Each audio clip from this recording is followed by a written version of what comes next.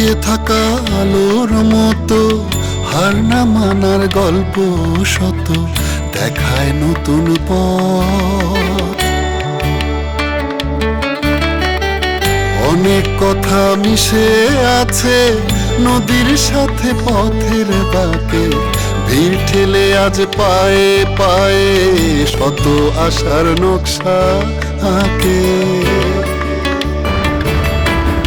হার না মানার স্বপ্নগুলো তোমার আমার মমতায়, বাংলাদেশে গল্প বলে সবার মনে রাঙিনায়। সে তো গল্প নয়, গল্প নয়, গল্প নয় সত্যি। প্রিয় দর্শক, গল্প নয় সত্যি অনুষ্ঠানের তৃতীয় পর্বে আপনাদের সবাইকে স্বাগতম। আমাদের চারপাশে এমন অনেক কিছু ঘটে যেটা শুনতে অনেকটা গল্পের মতো মনে হয়, কিন্তু আসলে গল্প নয়, সত্যি। হ্যাঁ দর্শক, আমাদের চারপাশে প্রতিনিয়ত ঘটে যাওয়া এমনই সব গল্প নিয়ে সাজানো হয়েছে আমাদের আজকের আয়োজন গল্প নয় সত্যি, ঠিক আগের বারের মতোই। গতবারের মতো আজও আমাদের মাঝে উপস্থিত হয়েছেন আমাদের সবার পছন্দের প্রিয় দুই মুখ। আমাদের মধ্যে আজ উপস্থিত আছেন দুই বাংলার জনপ্রিয় চিত্রনায়ক এবং অভিনেতা ফেরদৌস। এবং দর্শক, আমাদের মাঝে আরও আছেন আমাদের সবার প্রিয় দেশের জনপ্রিয় সঙ্গীত শিল্পী ফাহমিদা নবী। কেমন লাগছে ফেরদৌস ভাই? খুব ভালো। আমি তো পর্দার নায়ক, বাস্তব জীবনের কিছু নায়ক নায়িকাদের সঙ্গে আজকে এখানে দেখা হবে, সেই এক্সপেকটেশন নিয়ে এখানে এসেছে। আর ফাহমিদা আপা? আমারও একই কথা। পুরো বাংলাদেশে আনাচে কানাচে কত অসাধারণ মানুষ আছে যারা কিছু না কিছু সৃষ্টি করছে, যা দেশের কাজে আসছে। তাদের সঙ্গে পরিচিত হওয়ার জন্য আমরাও নিজেরাও খুব উদ্গ্রীব আজকে। আসলে আমরা সবাই অপেক্ষা করে আছি তাদের সবার সাথে পরিচিত হবার জন্য। অনেক অনেক ধন্যবাদ জানাতে চাই ফেরদৌস ভাই, ফাহমিদা আপা, আপনাদের দুজনকে আমাদের অনুষ্ঠানে যুক্ত হবার জন্য। এবং সেই সাথে ধন্যবাদ জানাতে চাই আমাদের মাঝে উপস্থিত ছাত্র তরুণ দর্শকদেরকে, যারা আমাদের অনুরোধে সাড়া দিয়ে চলে এসেছেন এত দূর। প্রিয় দর্শক, এবার আমরা আমাদের অনুষ্ঠানের প্রথম অংশে চলে যাচ্ছি। প্রথম অংশের নাম ধন্য তোমার জন্য। দর্শক, আমাদের চারপাশে এমন অনেক সাধারণ মানুষ রয়েছে যারা তাদের স্বপ্ন সংগ্রামের মাধ্যমে হয়ে ওঠে অসাধারণ। এমনই একজন মানুষের কাছে এবার আমাদেরকে নিয়ে যাবে আমাদের বন্ধু জাকিয়া উর্মি। চলুন যোগ দেওয়া যাক তার সাথে।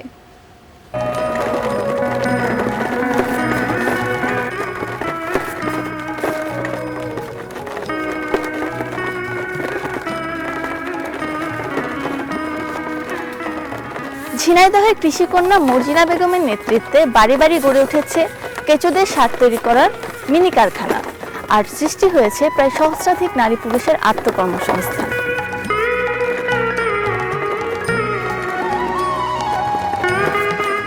চলুন তাহলে ঘুরে দেখে আসি মর্জিনা বেগমের সাফল্য।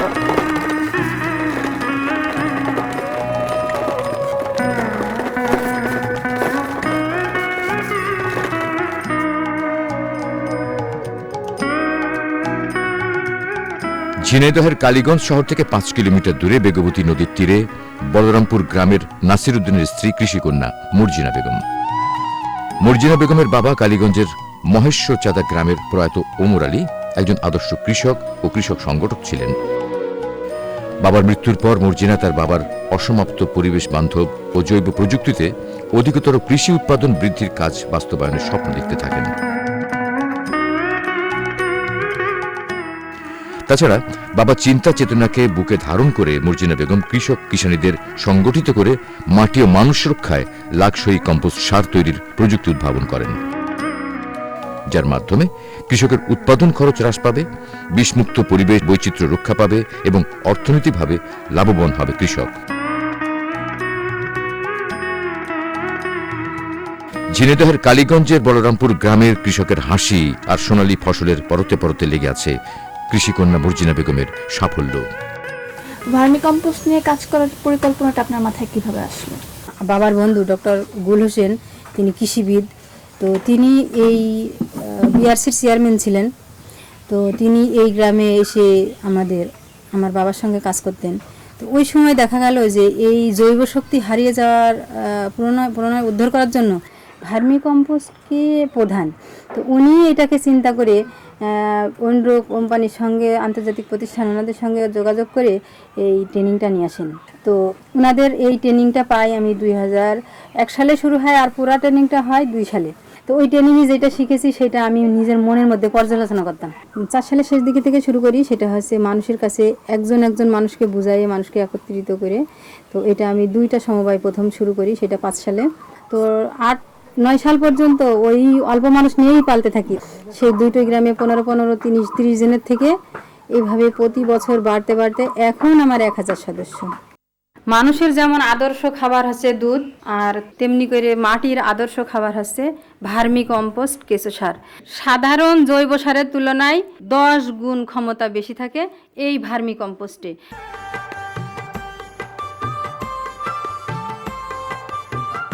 ভার্মিস কম্পোস্ট দিয়ে আবাদ করে 1 বছর ধরে এর গুণাগুণ ভালো পাচ্ছি আমি।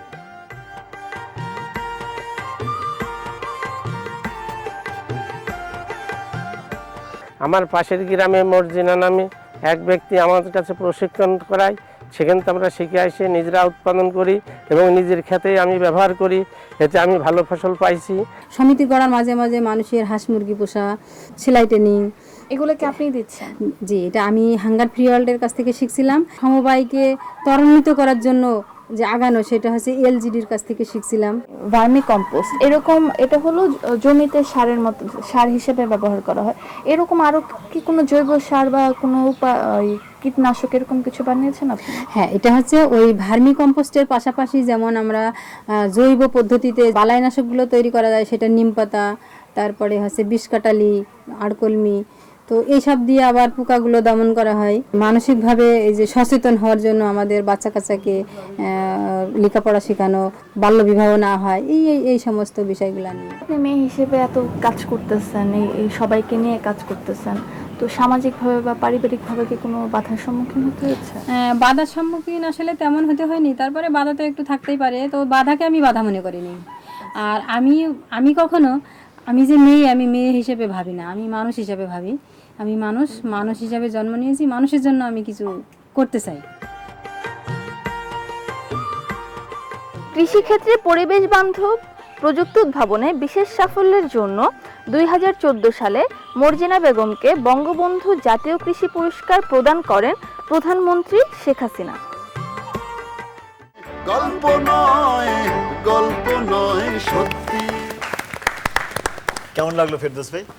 খুব ভালো, অসাধারণ লাগলো পুরো ব্যাপারটা দেখে। যে মানে আমি প্রথমে এসে যখন শুনলাম এই ভার্মি কম্পোস্ট সম্পর্কে, তখন ভাবছিলাম যে এটা কি কোনো কারখানা দিয়ে বানানো হচ্ছে বা কিভাবে কি হচ্ছে। সো এখন যখন আমি পুরো ডকুমেন্টারিটা দেখলাম, দেখে আমার কাছে খুব ভালো লেগেছে যে একজন মহিলা হয়ে সমাজের নানান ধরনের বাধা বিপত্তিকে পার করে দিয়ে উনি যে কতটুকু স্ট্রংলি কাজটা করেছেন এবং এটা যে সুন্দর করে ছড়িয়ে দিয়েছেন, ইটস রিয়েলি নাইস। যে আমাদের মানে মেধা আছে, আমাদের ইচ্ছা শক্তিটা যদি সেটার সঙ্গে আমরা জোরালোভাবে যুক্ত করতে পারি, তবে যে এনিথিং ইজ পসিবল, উনি মর্জিনা আপা সেটা করিয়ে দেখিয়েছেন। সো খুব ভালো লাগছে, আমি ইগারলি ওয়েট করছি তার সঙ্গে দেখা করার জন্য। এক্স্যাক্টলি। ফাহমিদা আপা, আপনার কাছ থেকে জানতে চাই। আমার মনে হলো যে তার যে 3টা ইচ্ছার কথা শুনলাম মানে ডকুমেন্টারিতে, যে তার বাবার ইচ্ছাটা, তারপরে সে নিজেকে একজন মানুষ মনে করে এবং সে মনে করছে যে 18 বছরের আগে কোনো মেয়ের বিয়ে করা উচিত না, এই যে বাল্যবিবাহ বন্ধ করতে চাচ্ছেন, তারপরে রাসায়নিক সারে যে অনেক ক্ষতি হতে পারে, সে অর্গানিক একটা বিষয়কে পুরো দেশ নিয়ে ভাবছেন। আসলে উনি খুব একজন অসাধারণ মানুষ হিসাবে তার পুরো চিন্তার জায়গাটা পুরো বাংলাদেশকে ঘিরে, এবং ভবিষ্যতে তিনি যে বাংলাদেশকে ছাড়িয়ে পুরো পৃথিবীর কাছে ছড়িয়ে পড়বেন, এটাই তার প্রত্যাশার জায়গা, তার স্বপ্নের জায়গা। আমি তাকে দেখতে চাই। আচ্ছা, আমরা সব কিছুই জানবো, তবে তার আগে আমরা তাদেরকে একবার আমন্ত্রণ জানাতে চাই। আমি জাকিয়া উর্মিকে অনুরোধ জানাচ্ছি মর্জিনা বেগমকে নিয়ে মঞ্চে আসার জন্য।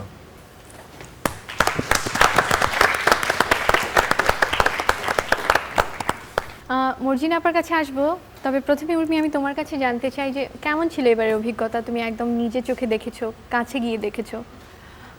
সত্যি কথা বলতে কেঁচো সার নিয়ে আমার আগে কোনো অভিজ্ঞতা ছিল না, আমি প্রথম জানলাম যে এরকম কিছু একটা হয় এবং খুবই পরিবেশ বান্ধবভাবে প্রাকৃতিকভাবে সার উৎপাদন করা হচ্ছে।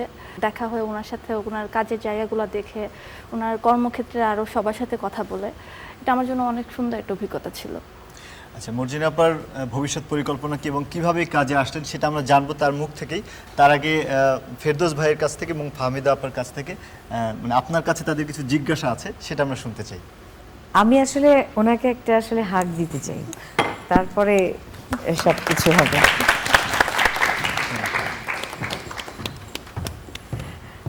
অনেক ভালো লাগছে, খুবই ভালো লাগছে। আমার প্রশ্নটা আসলে আমি এখান থেকেই করতে চাই, আপনি আসলে আরো কোথায় কোথায় যেতে চান?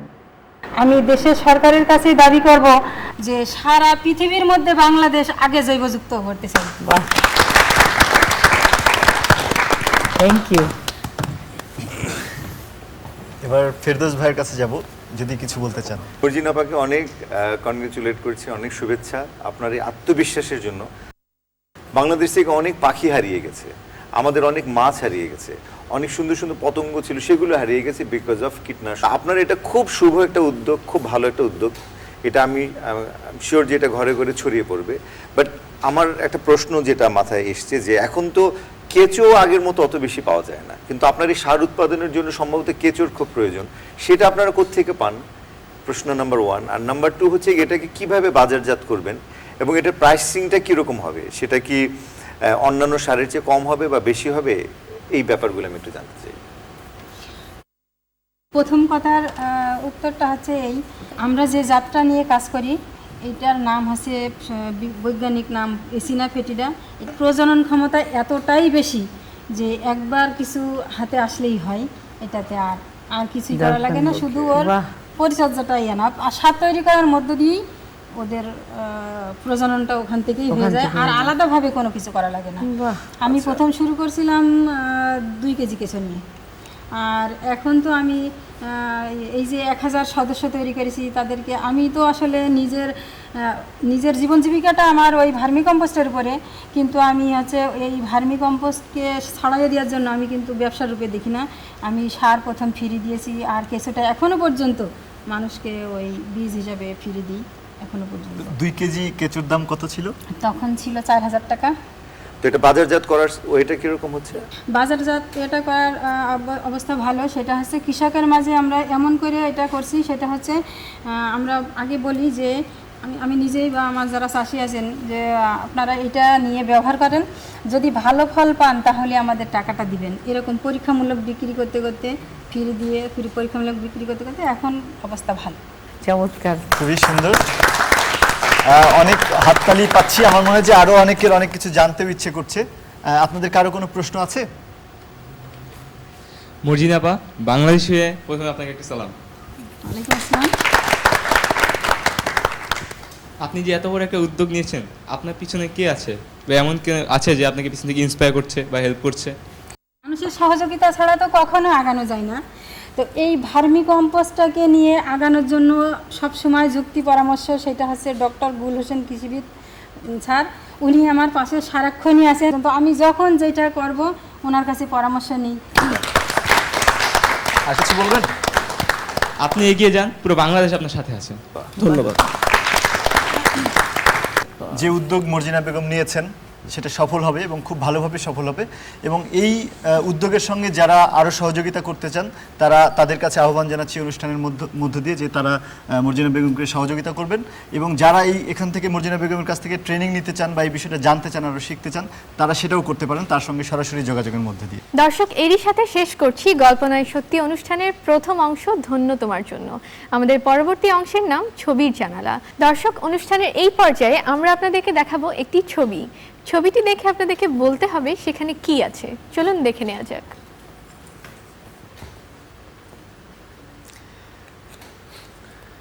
ফেরদৌস ভাই, কি মনে হচ্ছে ছবিতে কিসের ছবি দেওয়া আছে? কোনো গিফট বানানোর কিছু একটা হতে পারে বা শোপিস টাইপের কিছু? না, একেবারেই হয়নি। ফাহমিদা আপা, আপনার কি মনে হয়? মনে হচ্ছে শামুক জাতীয়, ঝিনুক জাতীয় কিছু। শামুক ঝিনুক কিন্তু অনেকটাই কাছাকাছি, কিন্তু সঠিক হয়নি। দর্শকদেরকে জিজ্ঞেস করি। হ্যাঁ দর্শক, আপনাদের কোনো আইডিয়া? দেখতে অনেকটা চিড়ার মতো মনে হচ্ছে। আমরা চিড়া? চিড়া? এত বড় বড় চিড়া? এত বড় বড় চিড়া? তবে ভালো, শুনে মজা লাগলো। আর কেউ কিছু বলবেন? কি মনে হচ্ছে এটা? এটা দেখতে কিছুটা আখের শুকনো আঁশের মতো লাগছে। ঠিক আছে, ওইরকম দেখতে লাগছে। এরকম লাগছে কিন্তু আসলে জিনিসটি সেটা না। ইন্টারেস্টিং কি এটা? আমরা যেটা করতে পারি, একটা ভিডিও দেখে আসতে পারি, সেই ভিডিওটিতে নিশ্চয়ই আমাদের উত্তর রাখা আছে। ওকে। খাদ্য সামগ্রী সংরক্ষণ মানুষের একটি গুরুত্বপূর্ণ ভাবনা। খাদ্য সামগ্রীর পচন রোধে এবং অধিক পরিমাণ মুনাফার জন্য ব্যবসায়ীরা ফরমালিন ব্যবহার করেন। বিশ্বের বর্তমান উৎপাদনশীলতার বাস্তবতায় এবং মৌসুমী ফল ফসল এবং অন্যান্য পচনশীল খাদ্য সামগ্রী সংরক্ষণে ফরমালিনের ব্যবহার মানুষের জন্য ক্ষতিকারক। তাই এর বিকল্প খুঁজতে বাংলাদেশ আণবিক শক্তি কমিশনের মহাপরিচালক ড মোবারক খান চিংড়ির খোসা থেকে স্বল্প ব্যয়ে নিরাপদ কাইটোসান তৈরি করেছেন। কাইটোসান মূলত চিংড়ির খোসা থেকে তৈরি করা হয়, যা খাদ্য সামগ্রীতে ব্যবহার করে সহজেই খাদ্য সামগ্রী সংরক্ষণ করে রাখা যায়। কাইটোসান ব্যবহৃত খাদ্য সামগ্রী শরীরের উপর কোনো ক্ষতিকর প্রভাব ফেলে না এবং দামেও সাশ্রয়ী। প্রথমে চিংড়ি খোসা থেকে কিটিন তৈরি করা হয়। আমরা এই চিংড়ির খোসাগুলি প্রথমে মংলা অথবা চকরিয়ার থেকে, যেখানে চিংড়ি মাছের উৎপাদন হয়, সেখান থেকে খোসাগুলো আমরা সংগ্রহ করি। সংগ্রহ করে এনে এটা ড্রাই করা হয়। ড্রাই করার পরে এগুলিকে ডিপ্রোটিনাইজ বা এই চিংড়ির খোসার ভিতরে যে চিংড়ির যে মাংস লেগে থাকে সেটাকে এবং এর যে ময়লাগুলি পরিষ্কার করার জন্য এই চেম্বার ইউজ করা হয়। এই চেম্বারে আমরা চিংড়ির খোসাগুলি দিয়ে ওয়াশ করতে থাকি 5 থেকে 6 ঘন্টা। ওয়াশ করলে এটা আমরা ডাইলুটটা ফেলে দিচ্ছি, শুধু চিংড়ির খোসাটা আমরা আলাদা করে নিচ্ছি, পরিষ্কার চিংড়ির খোসা, সেটাকে আমরা বলি কিটিন। এই কিটিনটা থেকে আমরা এখন কাইটোসান তৈরি করব, যেটা আমাদের আলটিমেট গোল। সেই কিটিনটাকে আমরা এখন এই চেম্বারে দেব, রান করতে পারি। যে এটাকে রানিং ওয়াটারে ওয়াশ করতে করতে তখন কিন্তু এই কাইটোসানের ভিতরে কোনো রকম অ্যাসিড বা বেস থাকবে না, যার নিউট্রালাইজ হবে এবং তার এটা হবে যে পিএইচটা হবে 7। ড্রাই করার পরে কাইটোসান সলিউশন তৈরি করা হয়। সলিউশন করার পর পানি মিশিয়ে খাদ্য সামগ্রীতে স্প্রে করা হয়। মাছকে বিভিন্নভাবে আমরা প্রক্রিয়াজাত করছি। এখানে সবচেয়ে বড় একটা ফাইন্ডিংস আমাদের যেটা হলো কাইটোসান স্প্রে করলে সেটার মধ্যে কোনো মাছি বা অন্য ধরনের পোকামাকড় অ্যাটাক করে না, কিন্তু মাছকে সতেজ রাখে। শুটকি মাছ যখন শুকানোর জন্য ব্যবহার করা হয় তখন প্রচুর মাছি এবং অন্যান্য পোকামাকড় শুটকি মাছকে অ্যাটাক করে, যার জন্য আমাদের ব্যবসায়ীরা ডিডিটি এবং অন্যান্য কীটনাশক ব্যবহার করে থাকে আমাদের মাছের উপরে, খাবার উপরে। সেটা আমাদের জন্য খুবই হার্মফুল। কাইটোসান ব্যবহার করে যদি আমরা শুটকি তৈরি করি তাহলে দেখা যাবে যে এটা আমাদের অনেক ফলবান। খাদ্য সামগ্রীতে কাইটোসান স্প্রে করে সহজেই সংরক্ষণ করা যায়। আমি চাচ্ছি যে এই মুহূর্তে আমরা এই বছর থেকে ফরমালিন মুক্ত কাইটোসান যুক্ত আমরা ফল ফ্রুটস খাই, দেশবাসীকে বাঁচাই। সে তো গল্প নয়, গল্প নয়, গল্প নয় সত্যি। ওয়াও, কি দারুণ দারুণ দারুণ! অসাধারণ একটি সৃষ্টি। আমরা বুঝি নাই এত মানে চিংড়ি মাছের মাথা দিয়ে এটা এটা ফরমালিনের বিকল্প। জি জি, জিনিসটির নাম হচ্ছে কাইটোসান, যেটি আমরা ভিডিওটি থেকে জানতে পারি। বাজারে গিয়ে ফরমালিনের ভয়ে সত্যি এখন কিছুই কেনা যায়। সো এই কাইটোসানের যদি যথার্থ মানে উৎপাদন শুরু হয় এবং সেটাকে প্রপারভাবে বাজারজাত করা হয়, আমি শিওর যে আমাদের এই প্রবলেম মুশকিল আসান হয়ে যাবে, যে কাইটোসানে ছেয়ে যাক বাজার। আসলে আমরা সবাই স্বপ্ন দেখি যে আমরা একটি নিরাপদ দেশে বসবাস করব, নিরাপদ খাবার খাবো। সেই জন্য অনেক ধন্যবাদ জানাই স্যারকে। আমরা আসলে তাকে দাঁড়িয়ে একটা সম্মান। আমাদের এবারের অংশের নাম মোদের গরব। এই অংশে কি আছে সেটা আমরা মুখে বলবো না, চলুন একটি ভিডিও দেখে সেটা সম্পর্কে জেনে নিই। গ্রামের নাম কলসিন্দুর। উঁচু নিচু গারো পাহাড় আর নেতাই নদীর কুল ঘেঁষে ছোট্ট একটি গ্রাম। ময়মনসিংহ জেলার ধোবাউড়া উপজেলায় অবস্থিত অর্থনৈতিকভাবে পশ্চাৎপদ এলাকা। কৃষি তাদের প্রধান পেশা, আরও আছে অনেক ছোট ছোট নানা জাতের পেশাজীবী মানুষ। কিন্তু এখানে স্বপ্নের জায়গাটি একটু ভিন্ন রকমের। সে শুধু ফুটবলকে ঘিরে। মেয়েরা ফুটবল খেলবে? সমাজের এই অপসংস্কৃতির খোলস থেকে বেরিয়ে এসে সমস্ত হিসাব পাল্টে এগিয়ে চলছে কলসিন্দুর স্কুল অ্যান্ড কলেজের শিক্ষার্থীরা। তাদের ফুটবল নৈপুণ্যতায় উদ্ভাসিত হয়েছে দেশ, স্বপ্ন দেখিয়েছে জাতিকে। তাদের নিয়ে ভাবছে সবাই, নাড়া দিয়েছে ফুটবল বিশ্ববিবেক। আমি এশিয়া মহাদেশ বাংলাদেশের নারী ফুটবলের মধ্যে আমি প্রথম এশিয়া মহাদেশের মধ্যে 7ম স্থান অর্জন করছি। ৬৮,০০০ গ্রাম বাংলাকে পেছনে ফেলে দুর্বার গতিতে এগিয়ে চলছে কলসিন্দুর গ্রামের মেয়েরা। শুধু একটি গ্রামে রয়েছে বাংলার প্রমিলা, অনূর্ধ্ব 14 জাতীয় ফুটবল দলের 8 জন কৃতি ফুটবল খেলোয়াড়। চারিদিকে পাহাড় আর পাহাড়, পাহাড়ের উপর চড়ে তাদের প্রশিক্ষণ। কোচ মফিজ উদ্দিন তাদের প্রশিক্ষণ দেন। পাহাড়ের বুকে স্বর্ণ কিশোরীদের পদচারণা প্রকৃতির নিসর্গতা বাড়িয়ে দিয়েছে অনেকখানি। তারা পাহাড় বেয়ে উপরে উঠে আবার নিচে নামে। পাহাড়ের ঢালে সমতলে চলে তাদের শারীরিক চর্চা। অদম্য কিশোরীদের বাধা হতে পারে না কোনো কিছু। এলাকার অর্থনৈতিক অধোগতি স্বর্ণ কিশোরীদের থামাতে পারেনি ফুটবল গতি। তাজিকিস্তানে অনুষ্ঠিত এএফসি অনূর্ধ্ব 14 নারী ফুটবল 2016 প্রতিযোগিতায় 7টি দেশ অংশগ্রহণ করে। বাংলাদেশ ভারতকে হারিয়ে চ্যাম্পিয়ন হওয়ার গৌরব অর্জন করে। বাংলাদেশ দলের 8 জন নারী ফুটবলার কলসিন্দুর স্কুল অ্যান্ড কলেজের গর্বিত ছাত্রী। তারা বিশ্ব জয় করে এখন দেশে ফিরবে। এলাকাবাসী, মা, বাবা, বন্ধুরা ফুলের মালা দিয়ে অধীর আগ্রহে অপেক্ষা করছে। শুরু হয় সেই মহেন্দ্রক্ষণ। আমি তাজিকিস্তানের সাথে একটি গোল করেছি। যে সময় আমরা জাতীয় সঙ্গীত গাইছি, আমরা আসলে প্রথমে স্পিড ছিল না, কারণ ওরা অনেক বড় ছিল, ভয় পেয়ে গেছি। তারপর যে সময় জাতীয় সঙ্গীত বুকে হাত নিয়ে এমনি বুকে হাত দিয়ে গাইছি, তারপরে অনেক স্পিড আইসা পড়ছে আমাদের শরীরে। তারপর আমরা অনেক ভালো খেলছি। তখন আমরা সবার কথা মনে পড়ছে, কলসিন্দুর কথা, আমাদের স্যার, বাংলাদেশের সবার কথা মনে পড়ছে। 15 সালে আমরা চ্যাম্পিয়ন হয়েছি, এখনো আমরা 2016-তে আমরা চ্যাম্পিয়ন হয়েছি। ভালো লাগতেছে যে আমরা দেশের জন্য একটা ভালো রেজাল্ট নিয়ে আসতে পেরেছি।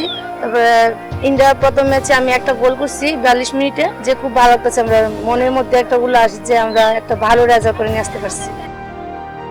জাতীয় টিমের সর্বকনিষ্ঠ খেলুড়ে মারিয়া। আজ আমরা মারিয়ার গল্প বলবো। প্রকৃতির সাথে যুদ্ধ করে বেড়ে উঠছে মারিয়া। বসে পড়ার মতো চেয়ার টেবিল নেই। দক্ষিণা জানালার পাশে ঘরে ছোট্ট করে বিছানায় বসে চলে তার পড়ালেখা। মাঝে মধ্যে আলতো করে বৃদ্ধ মায়ের ডাক শোনা যায়।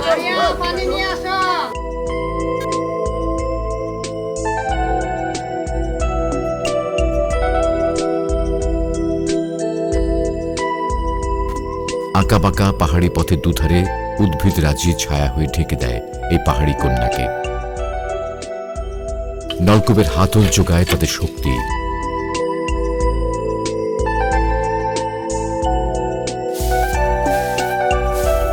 না, এখানেই শেষ নয়। মারিয়ার বাবা নেই। মারিয়া তার মায়ের সঙ্গে অন্যের জমিতে দিনমজুরের কাজ করে, ধান কাটে।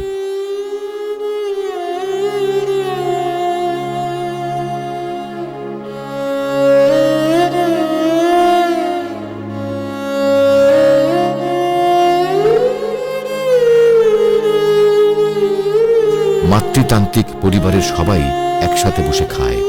মাছ, মাংস, ডিম দিয়ে নয়, একটুখানি সবজি আর দুমুঠো ভাত দিয়ে চলে তাদের সকালের নাস্তা। মা মারিয়াকে একটুখানি বেশিই দেয়।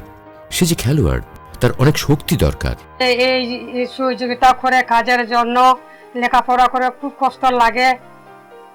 এই ফুটবল খেলা সহযোগিতা করে। বৈশাখী মেলায় শিশু মারিয়া মার কাছে বায়না ধরেছিল, মাগো আমাকে একটা লাল জামা কিনে দাও না। কিন্তু মা পারেনি। এসব কথা মনে হলে মায়ের মন গুমড়ে গুমড়ে কেঁদে ওঠে।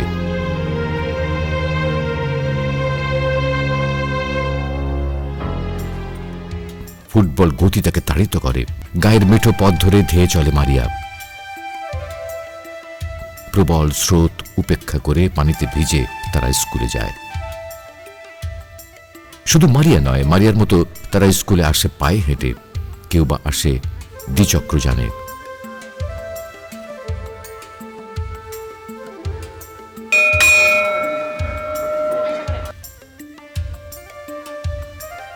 আমার সোনার বাংলা, আমি তোমায় ভালোবাসি।